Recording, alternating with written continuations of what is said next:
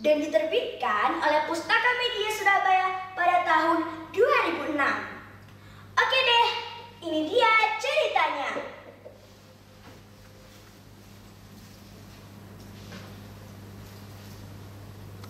Langsa urip ning dunya,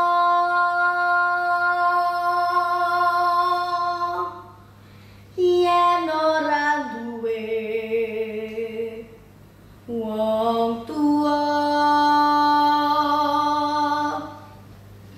dadi ngeno wong liya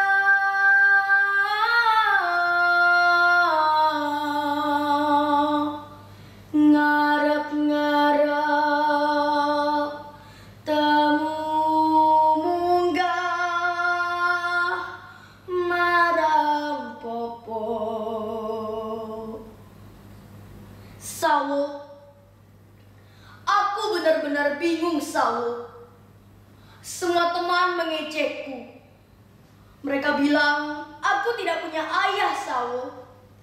Apa yang harus kulakukan? Nah, teman-teman, ada yang tahu siapa tokoh tadi? Ya, dia adalah Joko Berek. Ya, Joko Berek adalah putra dari Dewi Sangkrah. Ia tinggal bersama kakek dan ibunya di daerah Sambikerep, Lidah Wetan, Surabaya. Setiap hari, ia selalu bermain dengan ayam jago kesayangannya yang bernama Sawo Galing. Hingga pada suatu hari, Joko Berek terlihat termenung. Ada apa, Tole? Kok kelihatan bersedih? Maaf, Biung. Tapi Joko sudah tidak tahan lagi. Semua teman mengejekku. Mereka bilang Joko tidak punya ayah, Biung. Sebenarnya, siapa ayahku? Jika ia masih hidup, di mana tempat tinggalnya? Dan jika sudah meninggal, di mana kuburnya? Aku ingin berdoa di pusaranya. Dewi Sangkrah sudah menduga bahwa lambat laun Joko Berek pasti akan menanyakan hal ini. Akhirnya, ia menjelaskan pada Joko Berek bahwa Joko Berek adalah putra dari seorang adipati Surabaya yang bernama Jayeng Rono. Mendengar hal itu, Joko Berek pun langsung berangkat ke Kadipaten dengan membawa sendang Cinde Puspita dan ayam kesayangannya. Ia pun berangkat. Hiya!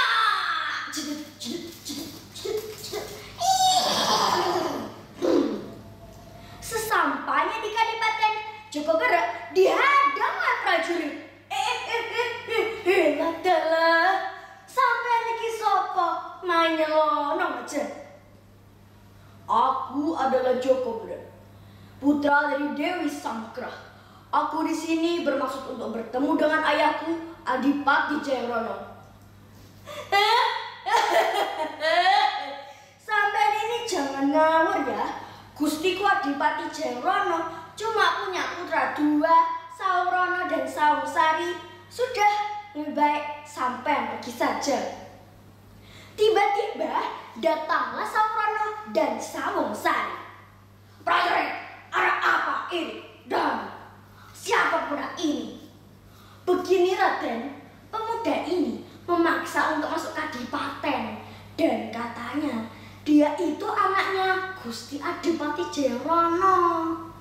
Mendengar hal itu, akhirnya Sawrono dan Sawungsari mengatur siasat untuk membawa lari Sawo Galing.